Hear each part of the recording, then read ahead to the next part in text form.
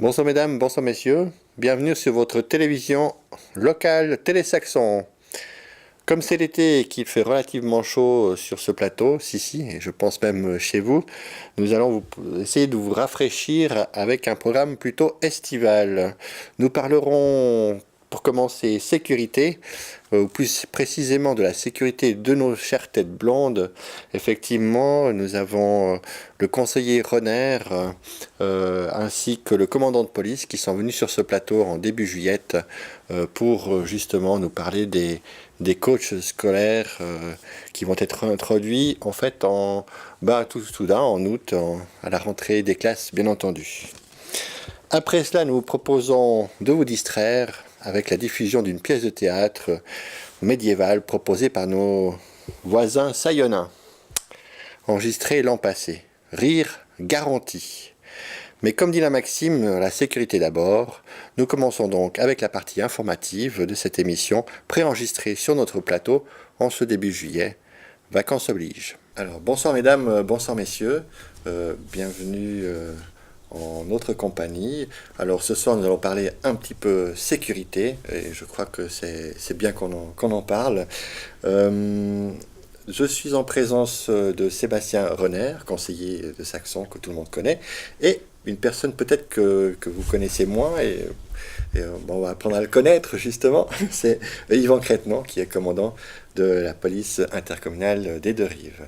Alors même si ce soir nous enregistrons cette émission, et peut-être que vous allez les retrouver dans la rue un peu plus bronzés, j'imagine, donc nous enregistrons en début juillet. Donc ce soir nous allons parler des coachs de la sécurité, scolaire, voilà. Je vais laisser Sébastien nous en parler un petit peu plus. Pourquoi donc Pourquoi les coachs scolaires? Bon, déjà, bonsoir et puis merci pour l'invitation. Ça fait toujours plaisir de venir sur le plateau de Télé-Saxon. Donc pourquoi des coachs scolaires? C'est relativement, je dirais, simple. C'est vivre avec son temps. Hein. On a eu une augmentation ces 15 dernières années des constructions. Une augmentation aussi, par la même occasion, tout ce qui est véhicule, donc du trafic routier. Et puis pour le bonheur de toutes ces familles, aussi une augmentation des élèves qui viennent à l'école de Saxon. C'est dans les grandes lignes 540 élèves qui viennent ici à l'école. Donc pourquoi les coachs scolaires? On en a discuté aussi avec la directrice des écoles, aussi avec un groupe de sécurité, de parents d'élèves qui s'est formé toujours, qui discute avec la direction des écoles pour tout ce qui est la problématique de la sécurité sur le passage, sur le circuit qui mène à l'école. Donc voilà, on a fait une analyse justement de cette situation avec la police cantonale et la police intercommunale, donc une analyse du trafic, je dirais à trois endroits clés de la commune. C'est la route cantonale, c'est l'avenue de la Jonction et puis le pont de la Pierre-Avoir qui rejoint la Pratanière et l'avenue de la Jonction. Sur l'avenue de la Jonction, par jour, c'est 2800 véhicules qui passent. Sur le pont, c'est environ 2300 véhicules qui passent. Et puis sur la route cantonale, c'est 5900 véhicules qui passent par jour. Donc sur la jonction et le pont, c'est un trafic moyen à fort. Et puis sur la route cantonale, c'est clairement un trafic qui est fort. Hein. On est quand même sur la T9, donc c'est une route cantonale et puis ça circule. Bon, ça circule constamment, mais c'est vrai qu'il y a des pics. Il y a des pics, donc c'est surtout les horaires scolaires, c'est le matin, en début d'après-midi et puis en fin d'après-midi. Donc là, on a mis, outre les coachs scolaires, on a mis quand même toute une série d'autres mesures en place. Donc la première, c'est la construction d'un giratoire à la descente du pont côté rue de la Jonction, parce que là, on avait mis un radar avec la police intercommunale, et on se pose quand même des questions quand il y a des personnes qui passent à plus de 100 km/h à 11h40. Donc, après, c'est des dangers publics à un moment donné. Ces gens-là, ils doivent plus être sur la route, mais ils doivent être derrière les barreaux. Donc, pour éviter un accident, on met un giratoire, ça va ralentir toute la circulation sur cette route, et puis sécuriser aussi les élèves qui empruntent, qui descendent le pont, et puis qui traversent la route à cet endroit-là. Alors, c'est vrai que c'est des mesures comment dire, qui embêtent un petit peu tout le monde, on va dire. C'est vrai que pour les personnes qui jouent pas le jeu, mais c'est vrai qu'après, les gens prennent l'habitude, intègrent en fait. Qui embête un petit peu tout le monde. À un moment donné, quand vous avez quand même 540 élèves qui se baladent dans la commune, il faut agir. Il faut mettre la priorité, à mon avis, à ce moment-là, sur les élèves et puis pas sur le camion qui vient livrer les bouteilles d'eau ou bien qui va livrer la PAM. Donc ça, c'est l'objectif du conseil. On a mis vraiment, je dirais, un point d'exclamation sur ce problème de sécurité au niveau de cette route. Et puis là, il y a peut-être, on a touché du bois jusqu'à présent parce qu'il n'y a peut-être pas eu d'accident ou d'éléments comme le proverbe le dit, voilà, mieux vaut prévenir que guérir. Exactement, c'est un de trop, de toute façon. Voilà, effectivement. Alors ça, c'est la première des mesures. La deuxième mesure, c'est la fermeture de la nouvelle avenue aux entrées et aux sorties scolaires, parce que je pense qu'on a pu tous le voir, c'est un peu le gymkhana. On vient poser les élèves sur cette route, on parque sur le trottoir, on recule. Il y en a même certains qui changent les pneus sur le trottoir. Donc à un moment donné, on ferme la route pendant l'entrée et les sorties, pendant les horaires scolaires, à l'entrée et à la sortie. Et puis, à part les riverains autorisés, donc c'est clair qu'ils ont le droit de venir. Et puis, bien sûr, après, il y a un problème de parc qui se pose. Donc, on a quand même la place Belloni, où on peut parquer les véhicules. Donc, à pied, grosso modo, c'est 3 minutes 50. On a le parc des TP, c'est 1 minute 50 à pied. Et on fait une modification au niveau du parc de la Pierre. Parce que là, normalement, si je m'abuse, tu me dis si je me trompe, commandant, c'est 24 heures à l'heure actuellement le parquage. Et on a baissé à 5 heures. Comme ça, les pendulaires iront parquer en bas à Florval. Et puis les parents pourront justement parquer là les véhicules et faire la traversée. Donc on a fait le test. À pied, on est à 3 minutes 46. On n'a pas compté les centièmes. Donc je pense que c'est relativement court. Oui, et je crois qu'entre le gymkhana qu'il faut faire aux abords des écoles, si on y vient en voiture, je crois que le temps, il est... Enfin, je dirais, il est quasiment perdu, autant d'énervement, etc. Puis je crois que le moment sympa, c'est comme aussi d'accompagner son enfant à l'école sans risque, sans rien, en profitant un petit peu de finaliser les leçons éventuellement. Ça devient très rare. Ou de discuter avec... oui, exactement. Mais c'est vrai que c'est ce petit moment de marche. Puis au pire, on part 3 minutes 50 avant.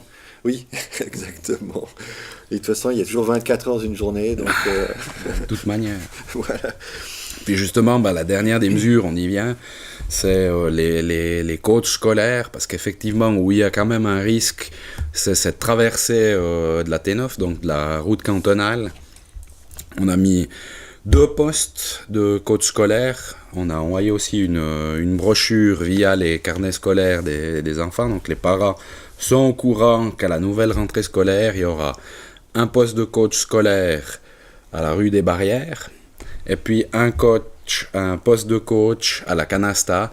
En plus, là, l'avantage, c'est qu'on a quand même aussi un îlot central, donc ça limite quand même le risque, je dirais, d'accident.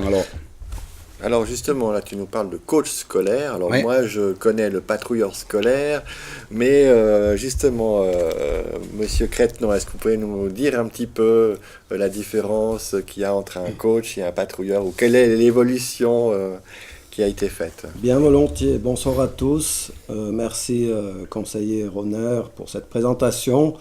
Je me permets juste de compléter en disant qu'en 40 ans, le trafic a triplé et les effectifs scolaires ont triplé également.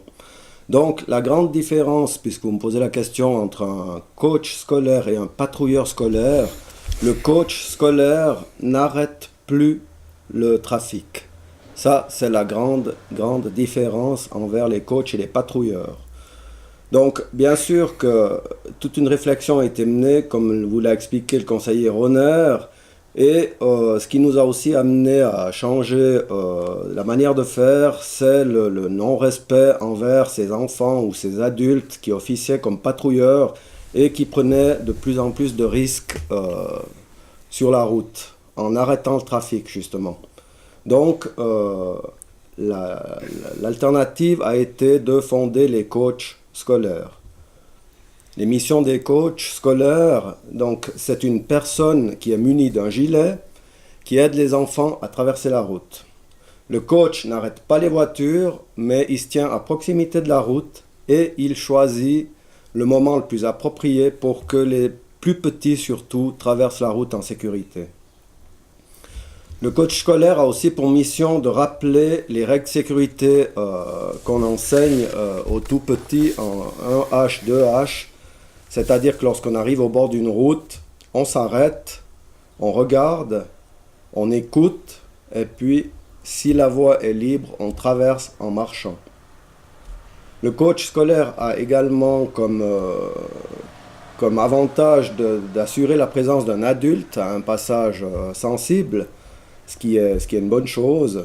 Et puis, du côté des enfants, ils apprennent petit à petit à connaître cet adulte, à converser avec lui et il y a un rapport de confiance qui va se faire afin que la traversée se fasse en toute sécurité. Donc là, un coach, c'est exclusivement des adultes, on est d'accord? Coach scolaire, c'est un adulte. Parce que j'avais vu à l'époque aussi où les patrouilleurs étaient des enfants et je trouvais ça des fois un petit peu limite quelque part dans la mise en place. Mais ça, je parle de ça il y a peut-être 6-7 ans en arrière. On peut ramener quelque chose pour les enfants, je pense, c'est l'exemple de Martigny. Là, on est sur une zone à 30 km/h. Donc, on a le droit de mettre des enfants avec les petites pancartes. Notre cas de figure, à nous, on est sur une cantonale à 50 km/h. Donc, ça exclut de mettre des enfants avec des affichettes. Ouais. Voilà. Donc, c'est un service qui a été mis en place et qui est rémunéré. Le salaire donné varie entre 20 et 25 francs de l'heure. Si je ne m'abuse, sur Saxon, c'est 25 francs bruts de l'heure. Donc c'est un service qui est rémunéré. Très bien. Là, on le voit aussi, le service n'est pas fait continuellement sur l'année. Il y a en fait des périodes. Et pourquoi c'est seulement sur certaines périodes qu'on retrouve ces coachs scolaires? Je peux peut-être répondre. Donc on a fait 4 semaines en début de période scolaire, soit dès fin août, et puis une autre période de 4 semaines qui se fera au mois de janvier. Donc l'objectif, comme l'a dit le commandant, c'est coach scolaire. Donc l'objectif, c'est quand même de apprendre aux enfants à traverser. Et puis pas les tenir par la main, comme le système des patrouilleurs qui sont à Martigny ou bien dans d'autres communes. Vraiment, l'objectif, c'est d'apprendre. Donc, on s'est dit, on fait 2 périodes de 4 semaines. Je pense que c'est amplement suffisant pour que les enfants comprennent le système, quand c'est qu'ils peuvent traverser cette route cantonale. Puis, on s'est quand même aperçu aussi dans d'autres communes, là, je reviens plutôt sur la partie coach et patrouilleur, c'est que l'enfant, du moment où il n'y a plus le patrouilleur qui arrête quand même la circulation, c'est à ce moment-là qu'on peut avoir des accidents. Ce qui n'est pas le cas avec le coach, vu que le coach, il porte bien son terme, il est là pour coacher et expliquer aux enfants. Donc je pense que c'est un point positif d'avoir mis plus un système de coach que de patrouilleur qui de toute façon va disparaître dans les années à venir. On peut rappeler donc ici les présences se font à la ruelle des Barrières et de la Canasta du lundi 20 août au vendredi 20 septembre, donc un mois. Et puis ça se refait un peu plus tard en janvier. Du 7 janvier au 8 février. Est-ce qu'en dehors de ces zones-là, il y a de temps en temps des petits contrôles qui se font? C'est plutôt pour la police qui le fait? Je laisse répondre. On est bien d'accord que la présence des coachs scolaires n'empêche pas la police intercommunale des Deux-Rives à faire les entrées et sorties des classes.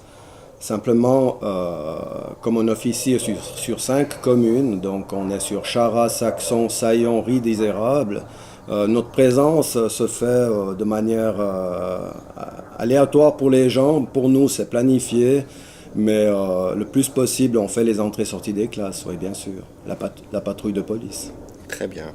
Les horaires, donc, je les ai ici, on peut les rappeler, et ce sera de toute façon rappelé un peu plus tard, j'imagine, sur le texte. Donc, toi, qui c'est qui veut les... Non, je le fais, moi. Okay. Seulement. Alors, je vois que c'est marqué donc, une présence de 7h30 à 8h, 8h15 à 8h45. Après, on reprend à 11h25 jusqu'à 11h55. Bon, bien sûr, après la pause de midi, nous avons de 12h50 à 13h20 après le repas et en fin de journée de 16h à 16h30, où les lieux sont coachés, on va dire pas sécurisés mais coachés. Justement pour les coachs, donc il y a une formation. Voilà. Est-ce que tu peux nous en dire quelque chose? Le coach scolaire subit 2 fois 4 heures, tout bien compté, de formation. Donc il y a une première formation de 4 heures environ qui est plutôt axée sur la pratique, qui a été donnée au coach de Saxon par moi-même et le caporal Oberholzer de la police cantonale du groupe de prévention. Donc c'est axé sur une présence pratique aux abords des passages en question et des essais pour faire ces traversées, des tests sur les patrouilleurs pour savoir s'ils ont compris les missions. Ça, on l'a fait il y a un mois. Ensuite, il y a une formation de 4 heures qui est prévue. Elle n'est pas encore agendée, mais ça sera pour cet automne. Donc l'année passée, elle s'est faite à la HEP à Saint-Maurice, où là, ils développent, c'est de la théorie où est développé le comportement face à des enfants qui posent problème, le comportement sur un enfant turbulent, comment parler à un tout petit, donc ce genre de thématique-là. Très intéressante par rapport au retour qu'on a eu des coachs. Ah oui, j'imagine, ouais. Ouais, c'est clair que c'est une population, il faut aussi s'adapter et puis justement transmettre le bon message. Parce que si je peux me permettre de rajouter, on a mis en place sur la commune de Saillon, pour l'année scolaire 2017-2018, un service de coach scolaire et on a un très bon retour. Il y a juste une chose à préciser, que pour les automobilistes, il y a une petite période d'adaptation parce qu'ils ne font pas bien la différence entre un patrouilleur qui arrêtait les véhicules et justement ces missions de coach scolaire qui se tiennent à proximité des passages. Ouais. Mais ça fonctionne bien. Ok, bah, tant mieux. Bon, on voit en fait, en tout cas, Saxon prend en main sa sécurité routière. On a vu lors d'une émission, je crois la dernière émission, justement tout ce qui a été mis en place par rapport à la zone 30 et zone 20. Là, on voit aussi ce qui se fait justement par rapport à l'augmentation de la population. Donc, c'est quelque chose qui est... c'est plutôt une bonne évolution, enfin, une évolution qui se fait en fonction de l'évolution de notre société. Donc voilà. Est-ce qu'il y a d'autres choses peut-être à rajouter? Je crois qu'on a fait plus ou moins le tour de ce coaching. Donc maintenant, il ne reste plus qu'à voir. Oui, j'ai peut-être une question justement. Combien il y a pour une commune comme Saxon, combien il y a de coachs qui sont formés? Alors, ont été engagés 5 coachs scolaires pour la présente année scolaire. Maintenant, je ne sais pas si, conseiller, vous pouvez me dire si des postulations sont possibles ou pas. On a toujours besoin de volontaires, donc s'il y a des personnes qui sont intéressées, qui s'appellent directement l'administration communale, qui les mettra en contact avec moi-même. Voilà, puis il faudra voir en fonction de l'évolution. Bien sûr. Voilà, tout. Ouais. En tout cas, gros challenge. Est-ce qu'il y a d'autres choses en termes de sécurité qui sont prévues encore, ou bien si... Oui, il y avait juste peut-être une remarque, parce qu'on a pu voir sur Facebook, souvent on parle de sécurité, on parle de passage pour piétons, du pont, de l'arrêt de bus. Donc, peut-être juste une remarque, comme j'ai pu lire, certains se posaient la question pourquoi on avait supprimé ce passage pour piétons qui se situe sous le pont. Alors le passage pour piétons qui est sous le pont, effectivement il a été supprimé tout simplement parce qu'il était extrêmement dangereux. C'est le canton qui a pris la décision de le supprimer. Il est sous le pont. En hiver, il y a l'ombrage. Donc voilà, puis on a un arrêt de bus. À moins de 100 mètres, on a 2 passages pour piétons. C'est pour ça qu'on ne peut pas rajouter un passage pour piétons sous ce pont. Donc maintenant, on met certaines mesures en place. Puis vous avez pu le voir aussi dans les journaux la semaine passée. Le canton va sûrement redonner quelques kilomètres de route aux communes. Je crois que c'est 1800 kilomètres. Donc peut-être qu'on a bon espoir de retrouver le pont de la Piraoire sur le domaine communal pour un franc symbolique, pour autant qu'ils le remettent en ordre et en bonne et due forme. Oui, exactement, il y a encore Il y a du job. Il y a du job, effectivement, vous n'êtes pas au chômage. Mais on essaye de mettre en place certaines mesures. Une des mesures, c'est les coachs scolaires, c'est la création de ce giratoire, c'est la modification des horaires pour la route, la nouvelle avenue. Et après, vous pensez bien que tout ce qui est sur le domaine cantonal, ça peut prendre un peu plus de temps. Et puis, c'est quand même passablement de séances pour faire bouger les lignes, quoi. Mais on essaye de faire bouger les lignes. On en a l'habitude, hein, commandant. Oui. Bon, en tout cas, merci bien de nous avoir transmis toutes ces informations liées à la sécurité. Puis, effectivement, la sécurité, c'est pour notre sécurité, hein, justement. Et puis, c'est vrai qu'on a pris l'habitude d'aller partout avec nos voitures, et puis maintenant, c'est vrai que s'il faut prendre un petit peu son mal en marchant 100 mètres ou 200 mètres de plus par jour, je veux dire, ça peut nous faire que du bien. Pour la santé. Il n'y a qu'à voir. En tout cas, merci beaucoup d'être venu en parler, et puis à une prochaine. Merci, bonne soirée. Au revoir. Bonne soirée. Afin de vous divertir un peu, je vous propose la diffusion du spectacle interprété par le groupe médiéval de Saillon, La Bayardine. Il s'agit en fait d'un extrait du Décameron de Boccace. J'espère que ça vous parle. En fait, il s'agit d'une pièce plutôt grivoise et qui donne plus envie de rire que de pleurer. À noter que pour les amateurs du genre, ils reviennent en ce moment avec une nouvelle adaptation comique, In Taberna. C'est joué ce week-end, c'est-à-dire les 3-4 août, ainsi que le week-end du 10-11 août, puis c'est joué une dernière fois le samedi 9 septembre. L'entrée est libre, ainsi que d'autres activités annexes, comme le nourrissage et le vol des rapaces. Vous pouvez retrouver les informations et activités nombreuses de cette société sur leur site bayardine.ch. Je crois bien que j'ai fait le tour, oui, alors place à l'humour, et quant à moi, je vous retrouve le mois prochain, même lieu, même heure, et surtout, bonne fin de vacances à tous.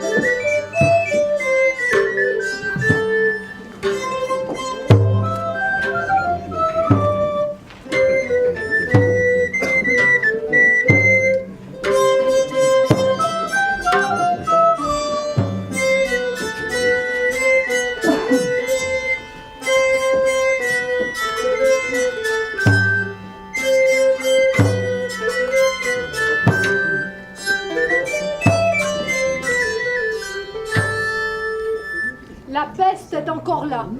Ancrée dans les murs, la maladie rôde toujours. Elle tue jeunes et vieux, riches et manants, évêques et bourgeois, rapides, sournoises, sans distinction. Les gens ont besoin d'air au-delà de cet air fétide. Prenons la plume et tentons une diversion pour combattre le funeste mal. Écrivons le Décaméron, coquin, mais pas trop. Des histoires légères pour fuir la mélancolie.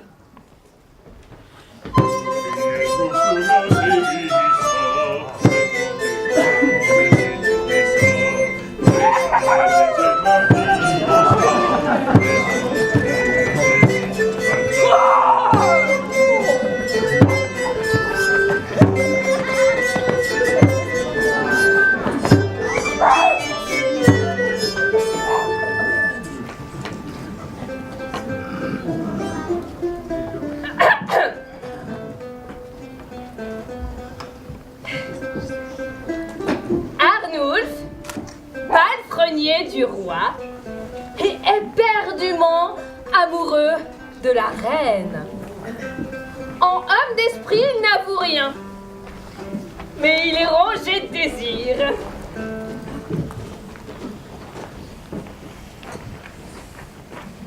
Ma chère Cosette, les femmes ne comprennent décidément rien aux hommes. Et c'est mieux ainsi. Sinon, on se serait faite nonne. Peux-tu cesser de me dire, ingrate? Elle est bien trop jeune pour être dégoûtée des hommes. Ah, vous savez. Ah, allez, rentrons, cessons de papoter. Rentrons. Ah! Ce port de tête majestueuse, cette tête hautaine, cette gorge, ce sentiment me prend aux tripes. Je n'en peux plus.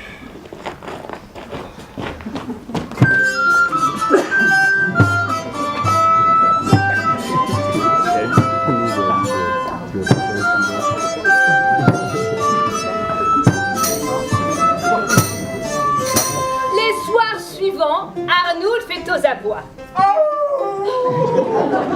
Toutes les nuits, il rôde, il épie, il regarde comment le roi s'y prend pour se rendre dans la chambre de la reine.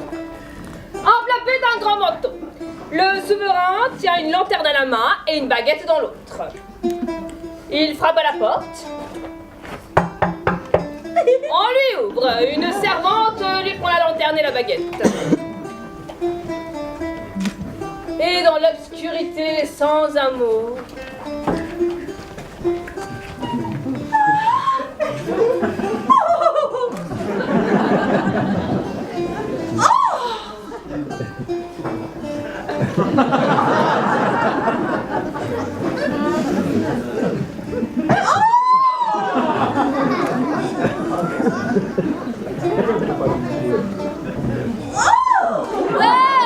mais 15 minutes plus tard, déjà, le roi réapparaît sans lumière et il rentre à son logis. Arnould, au comble de son trouble, décide un projet fou. Se faire passer pour le roi. Osons tout! Non, non, non. Osons rien, non.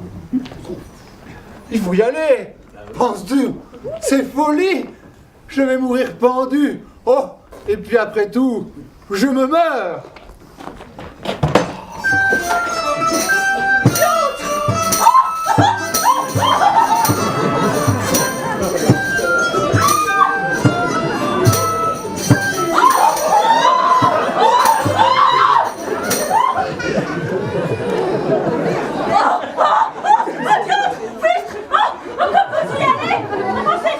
Nous voilà obligés de faire un saut dans le temps. 15 minutes, 20 minutes, 30 minutes.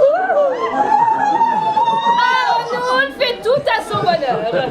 Il vient d'en faire un petit peu trop, mais d'un geste héroïque de courage, il se retire du lit, met son gros manteau et part sans dire un mot.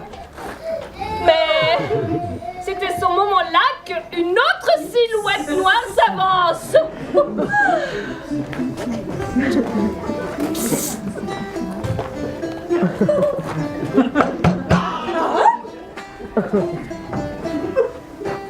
Mais monseigneur!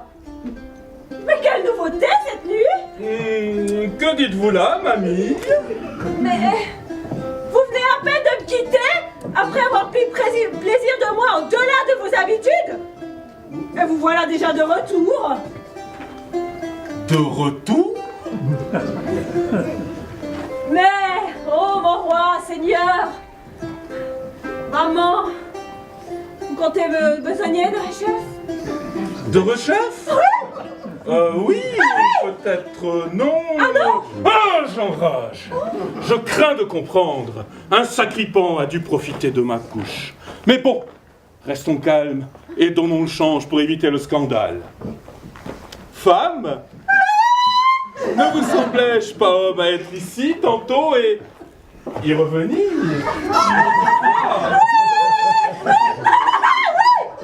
Oh oui, oui, oui! Mais attention! À ce rythme-là, vous pourriez peut-être trépasser.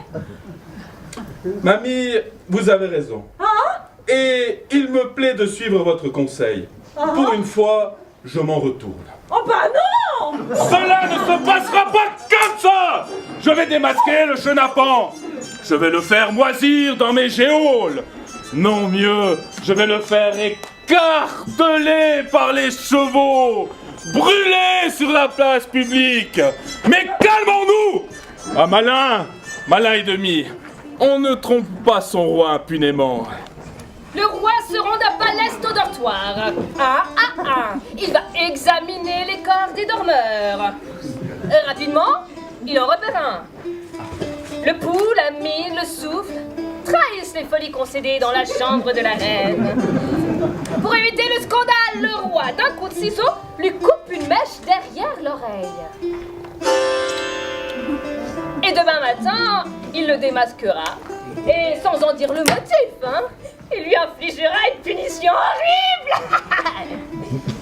Et tout sera rentré dans l'ordre, ni vu ni connu. Mais Arnulf est bien malin.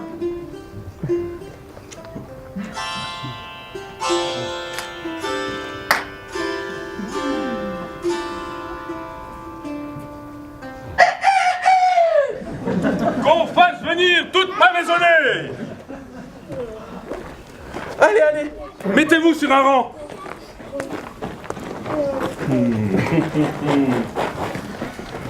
Sacrebleu, il me semble que tu as un drôle de trou derrière ton oreille. Quoi? Un autre trou?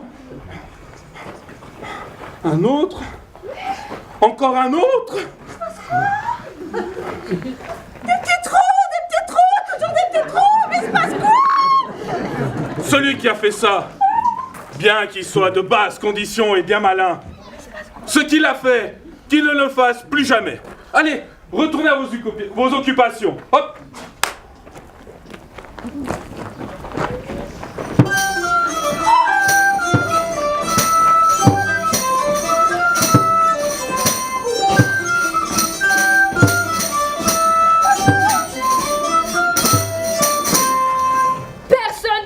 Serviteurs ne comprirent l'essence du parole du roi, sauf à Arnulf, lequel, en homme sage, n'en parla à personne, et il ne retourna plus jamais dans la chambre de la reine la nuit.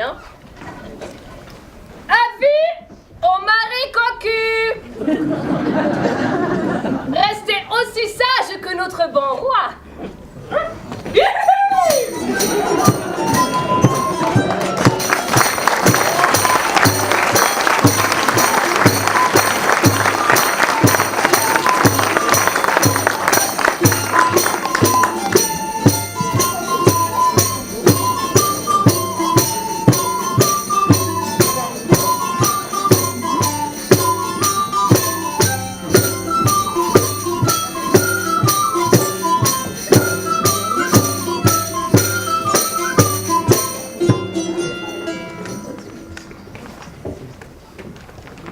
Nicolette, femme de petite vertu, portait une mine et des habits agréables qui lui donnaient le change.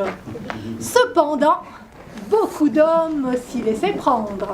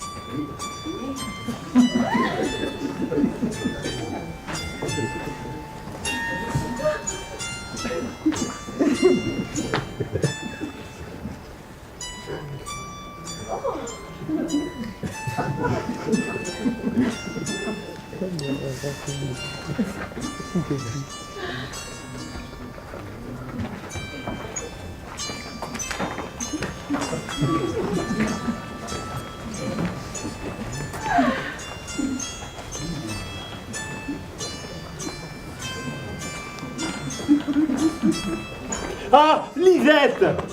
Oh non, pas lui. Tu sais que je t'ai aimé dans notre jeunesse. Je ne le sais que trop. Oh, ne te fâche point. Nous sommes restés bons amis. Oh, je ne le sais que trop. Lisette, je te parle comme à une amie. Je suis éperdument amoureux. Oh non, tu ne vas pas recommencer. Ah non, pas de toi. Tu es bête. Non, mais d'une petite que je viens de rencontrer. Ouais. Calme-toi, mon vieux Nello. Reviens sur terre. Tu souffles comme un phoque. Mais sûr que si tu m'aides, je peux y arriver. Ah bon, et comment? N'en parle à personne. Il y a là-bas une petite plus jolie qu'une fée. Et qui est tellement folle de moi que tu en serais renversé. Je m'en suis aperçu tout à l'heure en allant chercher de l'eau.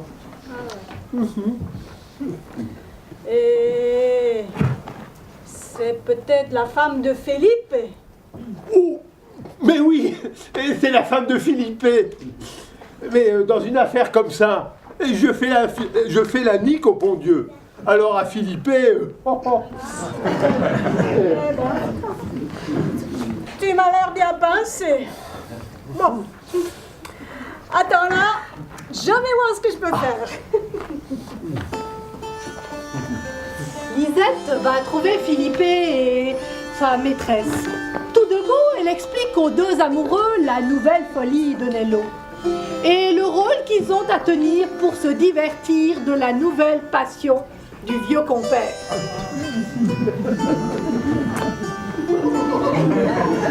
Hé, Nello, que je te le dise tout de suite. Tu l'as fait fondre comme neige au soleil. Tu crois? Tu lui chantes. Ouais.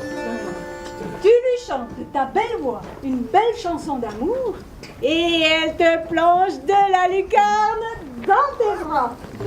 Ah, je savais que j'avais emballé. Oh oui. Tu vois, tu ne me croyais point. Mais je me connais comme personne. Qui d'autre que moi aurait su emballer une petite pareille? Et pas de ces jeunets qui vont corner partout leurs exploits. Moi, il ne me faut pas 10 jours pour rassembler quelques belles pêches et de belles poires. Elle s'en apercevra mieux tout à l'heure quand je le tiendrai dans mes bras. Oh que oui. Mais n'oublie pas de lui chanter la chansonnette. Allez, viens.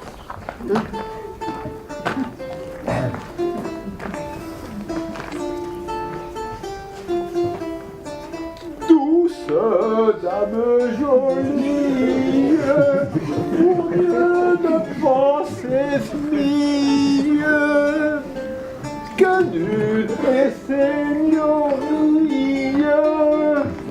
et que pour moi seulement pour vous.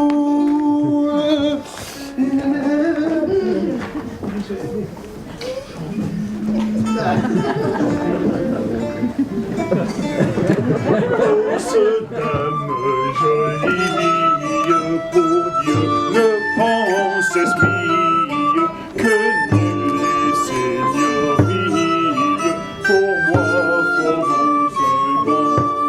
Douce dame jolie, pour Dieu ne pense mille, que nul est seigneurie, pour moi, pour vous seulement. Un mois est passé et les assauts répétés du vieux Nello restent vains. Le piège est bientôt prêt pour qu'il se referme sur lui.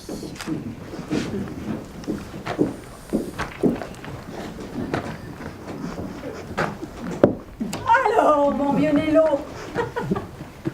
ton charme tarde à porter ses fruits? Ses yeux m'avaient tant promis, mais je crois qu'elle me mène par le bout du nez. Oh, Ne t'inquiète pas, mon vieux Nello. Est-ce que tu crains la magie noire? Non. Oui. Mais quelle magie noire? Oserais-tu porter cette amulette? Une amulette? Ce parchemin contient chauve-souris, graines d'encens, chandelle bénite. Mets-le autour de ton cou. Approche-toi de ta belle, caresse-lui la joue, et elle te suivra comme un petit chien et fera tous tes désirs. Es-tu sûr? Comme le jour succède à la nuit.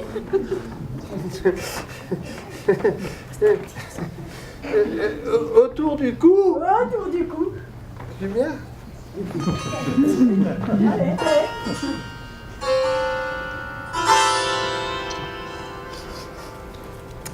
Oh, mais je sens, moi, venir comme une vigueur. Va, laisse-moi. Cette fois-ci, elle ne pourra plus reculer. Et n'oublie pas, caresse-lui la joue. Douce dame, jolie, mon Dieu ne pense esprit que nul les ignorie sur moi vos serons.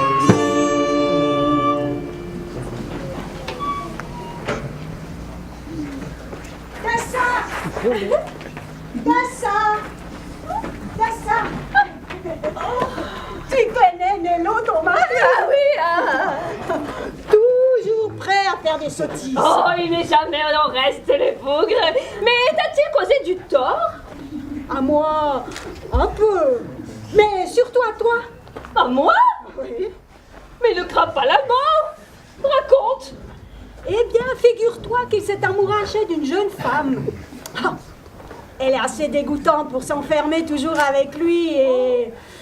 Enfin, c'est mieux que tu viennes voir par toi-même. Oh, bien sûr que je vais venir voir. Mais donne-moi un bâton. Un bâton. Bâton. Tu crois pas que je vais ménager, hein? Oh, non. Allez, allons, bâton.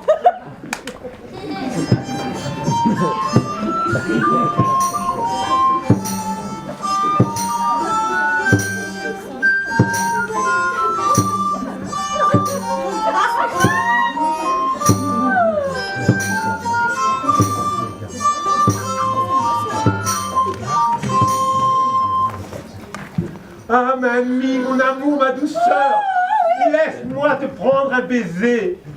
Ah, tu es bien trop pressé. Laisse-moi d'abord me rassasier de ton doux visage, me plonger dans tes yeux bleus.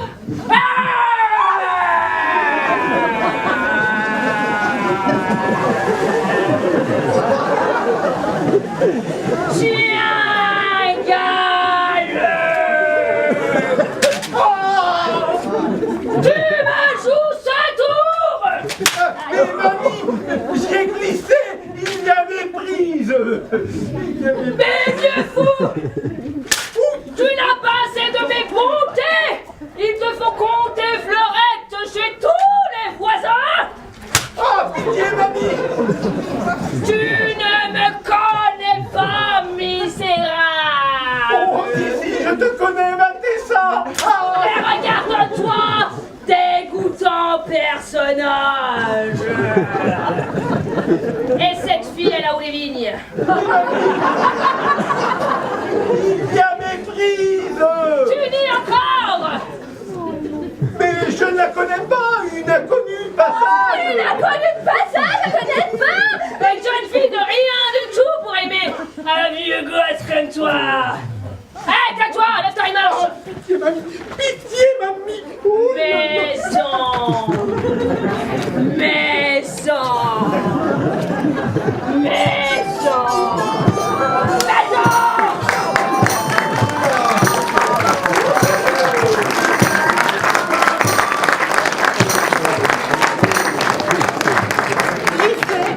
Écorché, tout hérissé, le vieux Nello s'en retourne chez lui. Depuis ce jour, il file droit. Attention, marivolage, il en coûte beaucoup de se faire monter à califourchon.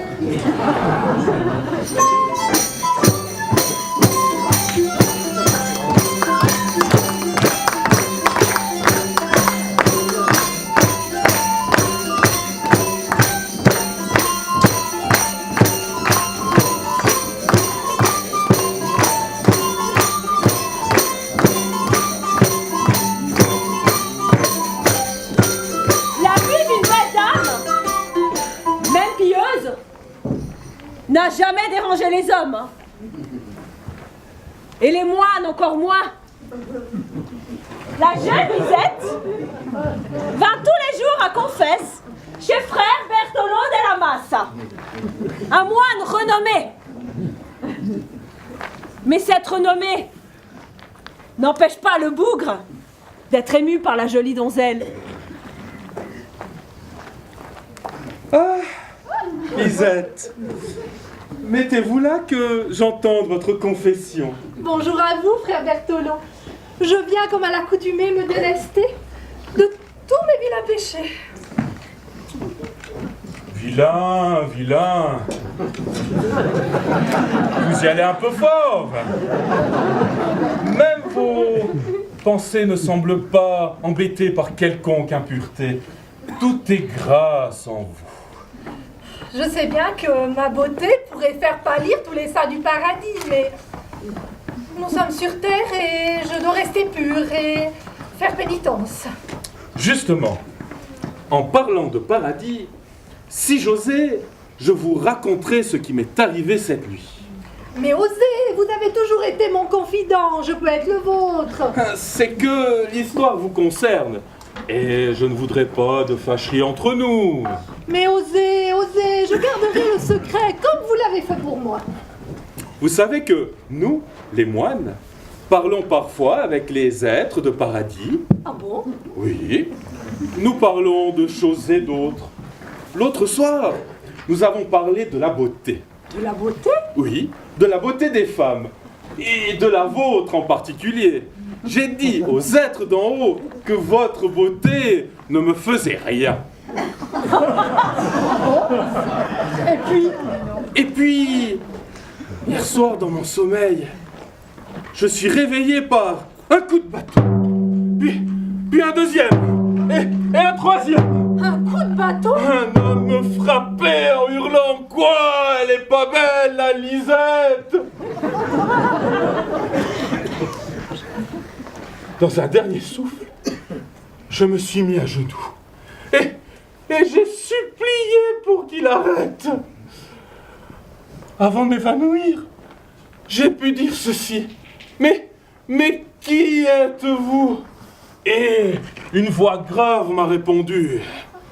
Oh, je suis l'ange Gabriel.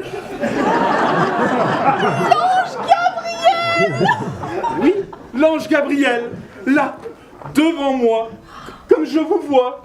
Comme je vous vois? Comme il me voit? Comme vous le voyez? Oui. Et il parlait de moi? Oui. Et c'est justement là que vous devez me promettre de ne parler à personne ce que je vais vous dire. Personne? Ah, personne, sinon les foudres de l'enfer s'abattraient sur moi et sur vous. Les foudres de l'enfer? À personne. À personne. Je suis l'ange Gabriel. Non, pas moi. Lui, l'homme qui me battait, il a dit « Je suis l'ange Gabriel, et j'ai vu la beauté de cette Lisette, et je ne laisserai personne médire à son sujet. Frère Bertolo, entends ma requête pour te faire pardonner, et ne faille pas à ta tâche, sinon... vous serez brûlés vifs dans les plus terribles tourments. Brûlés vifs, mon Dieu. Vraiment, j'ai besoin de votre soutien, Lisette. Vous avez besoin de mon soutien. Je suis amoureux de cette Lisette. Vous? Non, pas moi. Lui, il a dit « Je suis amoureux de cette Lisette. Mais un être de paradis ne peut pas rencontrer une mortelle, si belle soit-elle. Me soutiendrez-vous? Oui. Non, ça dépend. Vous savez, pour la première fois dans l'histoire, un ange va venir sur Terre pour vous visiter. Ne seriez-vous pas prête à recevoir un envoyé du ciel, rien que pour vous? Si, bien sûr. Mais la visite ne sera pas commode. Ah non, l'ange Gabriel ne peut pas venir sur Terre sous forme angélique. Il devra d'abord me visiter. Il retirera l'âme de mon corps le temps de sa visite et prendra place dans mon corps de moine. Mais seul un signe nous différenciera. Il ne pourra pas se départir totalement de ses grandes ailes blanches. Ces grandes ailes blanches. Oui, ces grandes ailes blanches, allez vous préparer. Il viendra bien sûr de nuit. Ah bon? Dans un endroit protégé du regard du monde, dans votre chambre. Dans ma chambre? Frère Berthelot, je vous laisse, hein, je vais faire de l'ordre.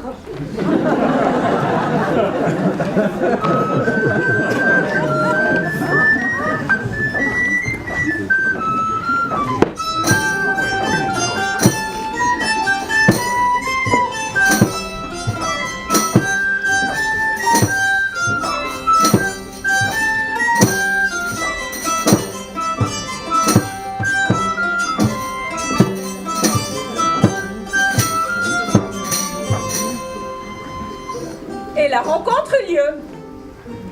Les désirs de frère Berthelot furent plus que comblés. Affublé de ses grandes ailes blanches, il put se rendre plusieurs nuits d'affilée dans la chambre de Dame Lisette. Et tout était parfait. L'union des âmes avait même fait place à l'union des corps. Et dans leur jeu amoureux, Lisette avait pris l'habitude d'éviter quelques positions inconfortables pour les ailes de l'ange. Mais voilà, que Lisette vint à parler. Dame Marguerite, il faut que je vous avoue un grand mystère. Un grand mystère? Oui, mais vous devez me jurer de garder le secret pour éviter un grand malheur. Un grand malheur? Oui, allez, jurez que je puisse vous raconter. Mais racontez quoi? Alors, chute en personne, hein. Tous les soirs, l'ange Gabriel vient me retrouver dans ma chambre. Et je dois vous dire que le commerce avec un ange a des délices peu avouables. Quoi? L'ange Gabriel? Viens un peu par ici, raconte-moi. Dame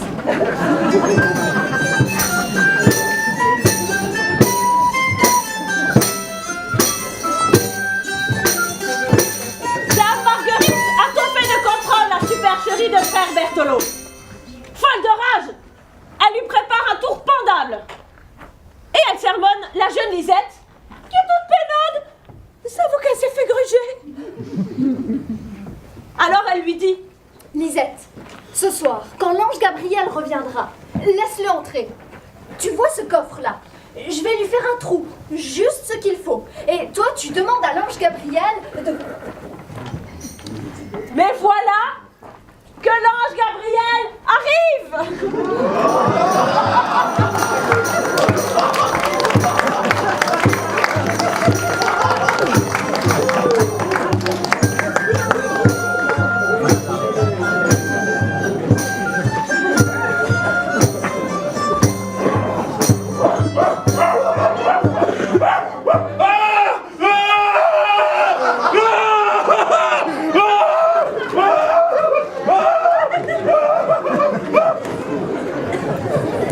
L'histoire ne dit pas si frère Berthelot dut conserver à jamais ses ailes d'ange ou s'il put récupérer ses parties.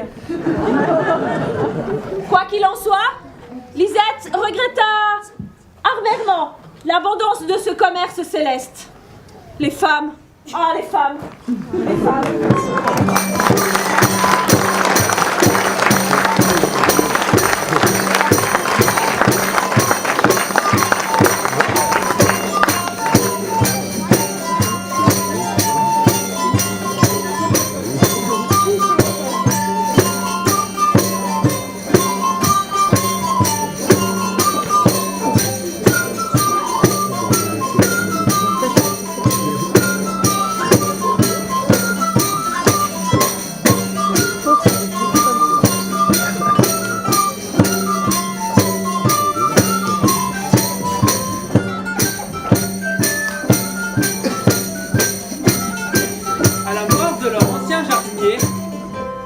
moniales ont eu la surprise d'accueillir un beau jeune homme.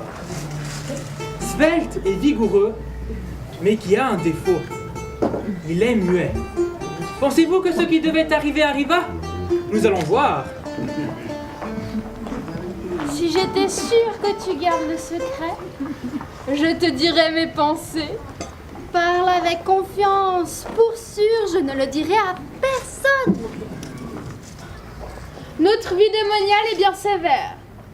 Et j'ai entendu des femmes dire que rien n'est plus agréable que les caresses que nous font les hommes. Mais veux-tu te taire? Si, ou plutôt non. Je me suis dit que j'en tâterais bien avec ce muet pour voir si c'était vrai. Mais tu es folle. Il a l'air gentil. Et il voudrait nous dénoncer qu'il ne pourrait pas. Que dis-tu? Nous avons promis notre virginité au bon Dieu. Et même un petit coup, rien qu'un petit coup, serait péché. Est-ce que l'amour est péché? Alors faire l'amour ne devrait pas l'être beaucoup. Mais si nous tombons enceintes? Arrête donc de penser au malheur avant même qu'il n'arrive. Allez! Les deux moniales se rapprochent du jardinier et le prennent par le bras. Elles lui murmurent des caresses à l'oreille, tout en l'attirant dans une petite cahute. L'une fait le guet, pendant que l'autre passe à l'attaque.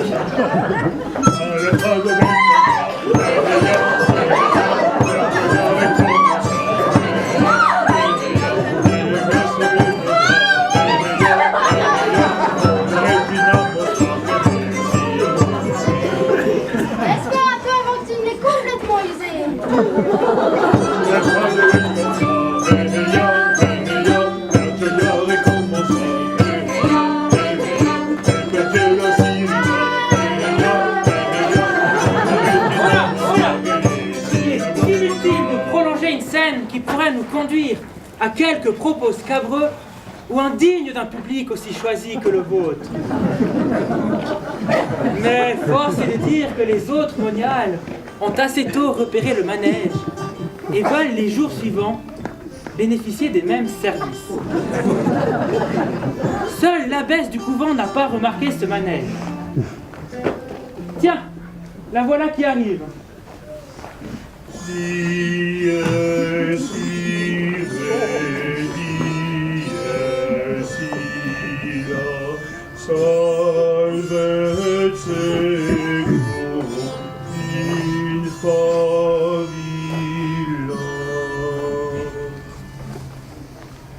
Bien-aimés, je vous exhorte comme étrangers et voyageurs sur la terre à vous abstenir des convoitises charnelles qui font la guerre à l'âme.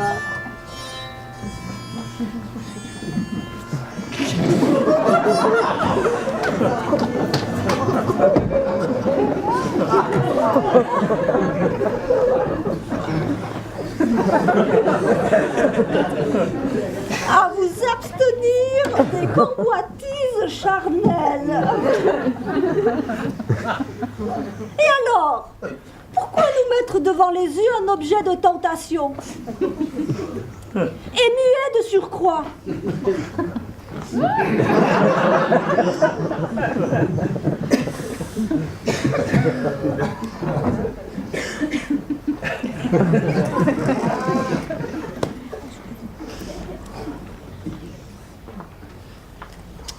Je crois qu'il est temps d'aller lui faire un brin de conversation.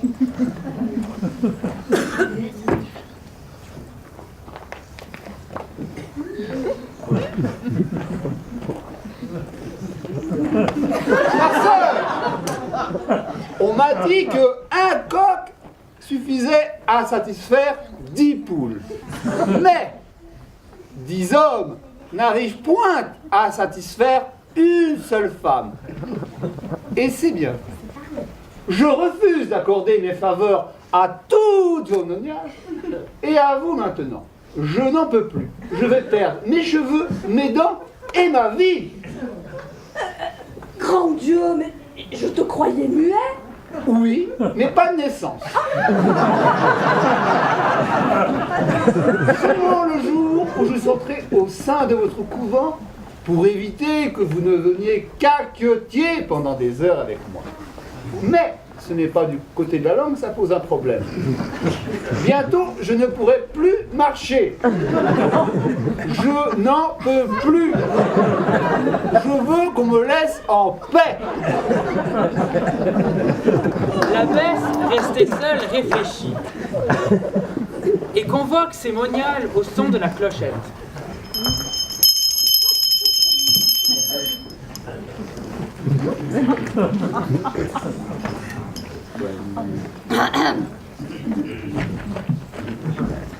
Oh. Mes chères filles, la nature nous a faites femmes avant que d'être moniales. Même si le péché nous est étranger, je sais que les besoins de la chair peuvent nous mettre à mal. Je sais que nous sommes faibles. Je sais que certaines d'entre vous ont péché. Peut-être toutes. Peut-être moi également. Par contre, il est inadmissible. Il est inadmissible que le seul coq du poulailler soit mis à mal par l'ensemble de la basse-cour.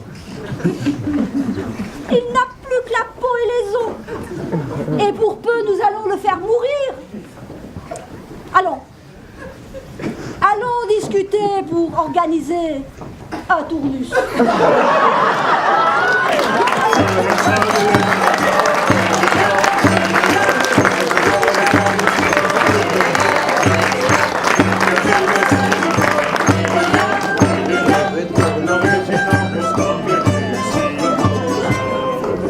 La vie du couvent alla son train, avec son lot d'événements, heureux, malheureux et de naissance.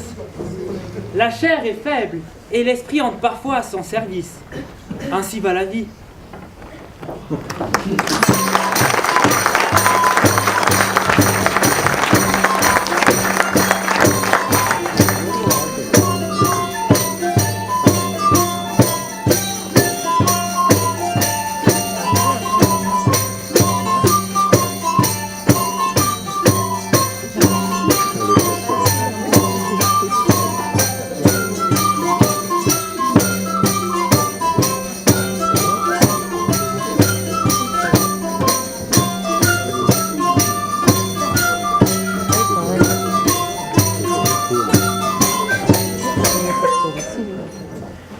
Achetez mes étoffes, goûtez mes graines de paradis, 2 deniers la livre seulement. La richesse vient du commerce et des marchands. Je vais vous conter l'histoire d'un brugeois, marchand de draps et de laine, du nom de Salabette. Salabette, de passage en nos contrées, se déleste de ses marchandises à la souste locale, une grange où, pour quelques deniers, un gardien les préserve des vols de la nuit. Il se rend ensuite à la taverne, l'esprit libre, prêt à délier sa bourse pour boire quelques bons pichets. Mais c'est sans compter sur la venue de Dame Cunégonde qu'un quidam avait averti de l'arrivée du riche marchand. Aubergiste, par la grâce de Dieu, qu'on me serve du gruit et du meilleur. Ah, messire, que nous vaut l'honneur de la présence d'un homme illustre. Ben oui, c'est de vous dont je parle. N'êtes-vous pas messire le marchand qui est arrivé après l'Angélus? De fait si, madame, mais pourquoi je serais un homme illustre? Vous portez bien avec vous quelques marchandises venues de contrées lointaines. Oui, j'ai bien avec moi quelques draps teints par les meilleurs teinturiers, hein? Je me suis laissé dire que vous aviez quelques onces de rouge carmin dignes de la chasuble d'un cardinal. En effet, j'ai quelques rouleaux de drap dont le rouge est du meilleur effet. Eh bien voilà, j'avais raison. Vous êtes un homme à drap d'église, et donc un homme d'importance, et donc homme illustre. Allez, tenez, buvez à votre réussite. Oui, vous avez raison. Buvons.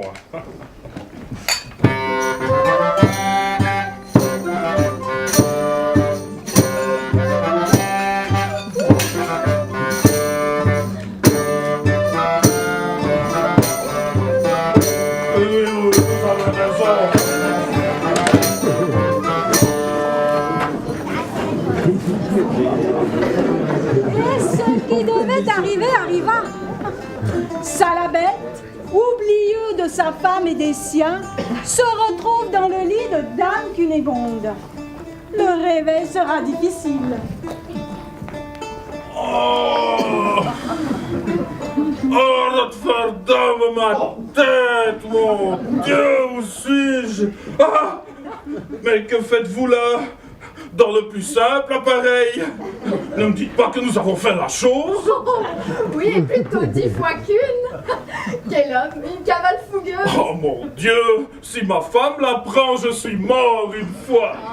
Oh, il serait bon de remettre le couvert. Ne croyez-vous pas que nous avons avec un peu trop d'empressement Oh, non, non, non.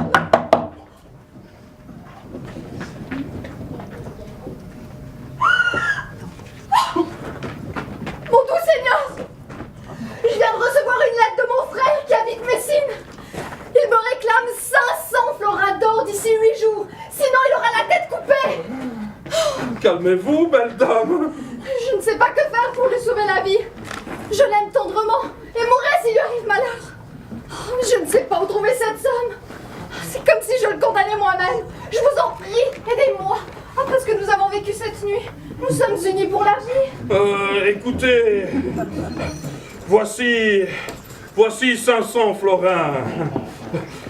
Mais le devoir m'appelle à Bruges. Oublions cette idée de vivre ensemble. Prenez vos écus et n'en parlons plus. Hein.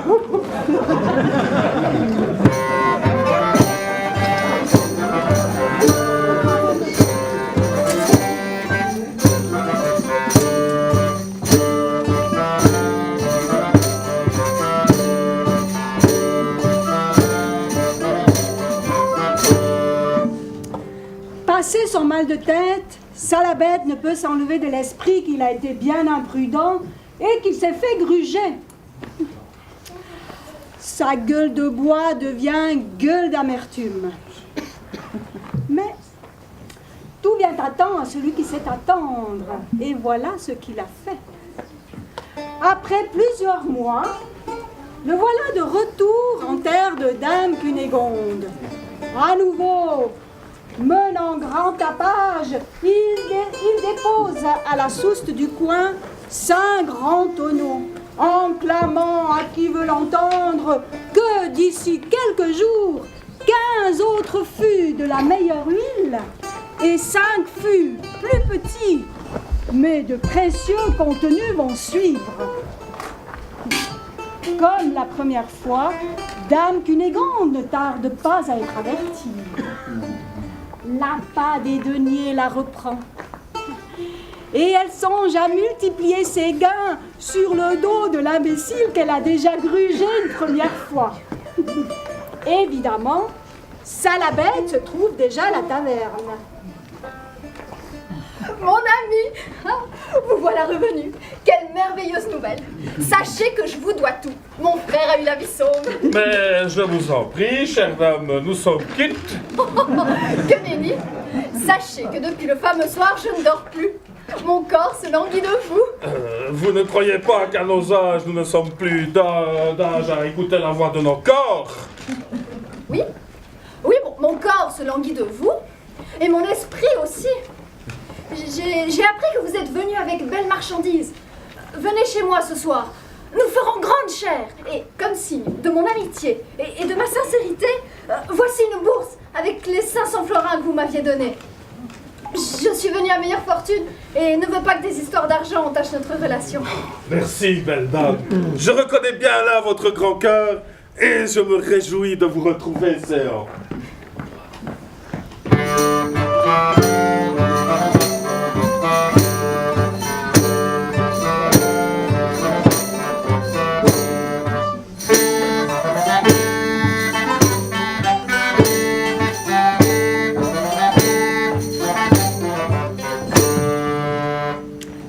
bête a récupéré son bien.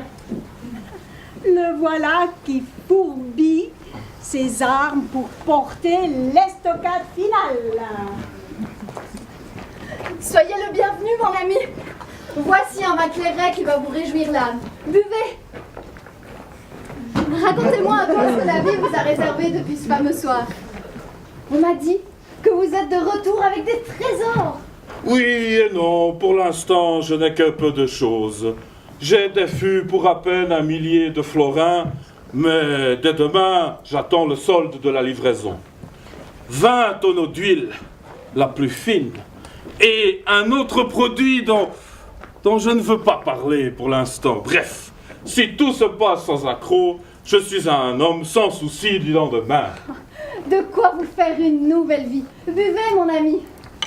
Nous sommes si peu de temps sur cette terre qu'il serait dommage de ne pas rêver de folie.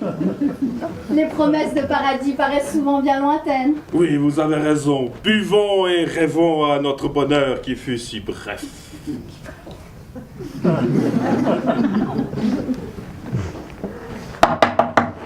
Une voix appelle de l'extérieur. Maître, maître, c'est de la plus haute urgence. Oh mon Dieu, mais qui m'a suivi? Est-ce mes gens qui m'espionnent? J'enrage! Calmez-vous, cela semble de la plus haute importance. Allez ouvrir. Vous n'avez pas honte d'être chez une femme de bien. Oh, les ladres! Oh, les vauriens! Oh, les scélérats! Mais que se passe-t-il? Des brigands retiennent ma marchandise. Ils n'ont pas conscience de sa valeur, mais ils me réclament 1000 florins de rançon pour le petit jour. Mais calmez-vous. Oh, et je n'ai que la moitié de la somme sur moi, hein, celle que vous m'avez rendue. Et je n'ai pas le temps de faire venir la somme, l'autre moitié, depuis Bruges. Messire, vous m'avez sauvé en premier. C'est à moi de vous porter secours. Voici une bourse avec 500 florins. Ajoutez au vôtre, cela fait la somme demandée. Allez voir ces bandits, je garde votre bien. Et revenez vite que nous puissions faire fortune.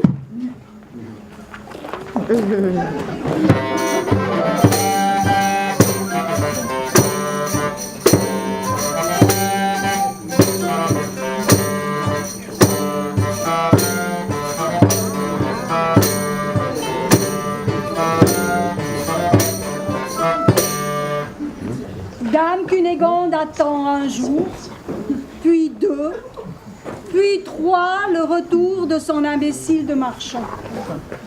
Puis, un doute la prend. Elle court à l'entrepôt, ouvre les tonneaux. En guise d'huile précieuse, elle y trouve de l'eau.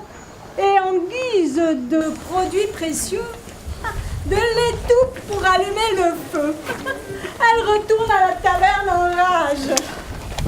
Aubergiste, qu'on me serve du vin. La pilule est ta mère. De reine des maris cocus, je deviens reine des gourdes. À vous, les femmes finaudes, et vous, les hommes qui vous croyez malins. Malheur à vous si un jour vous faites affaire avec un brugeois.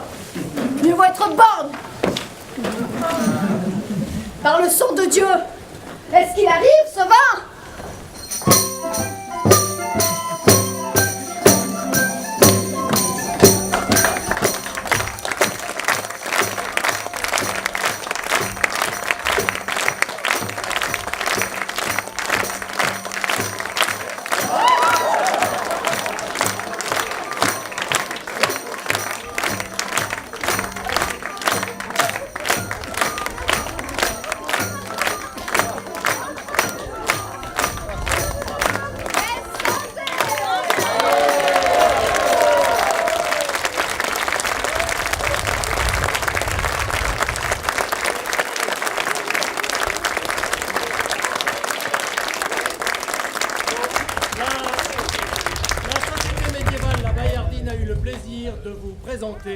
Le Décaméron de Boccace, avec ses musiciens et son maître chanteur Grégoire.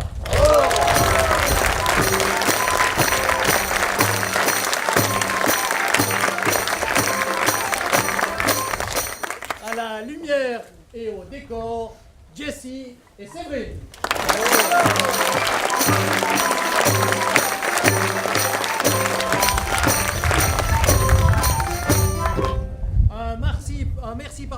aux gens de l'ombre qui vont réouvrir bientôt le bar, les gens de l'intendance et de la cuisine. Merci à eux.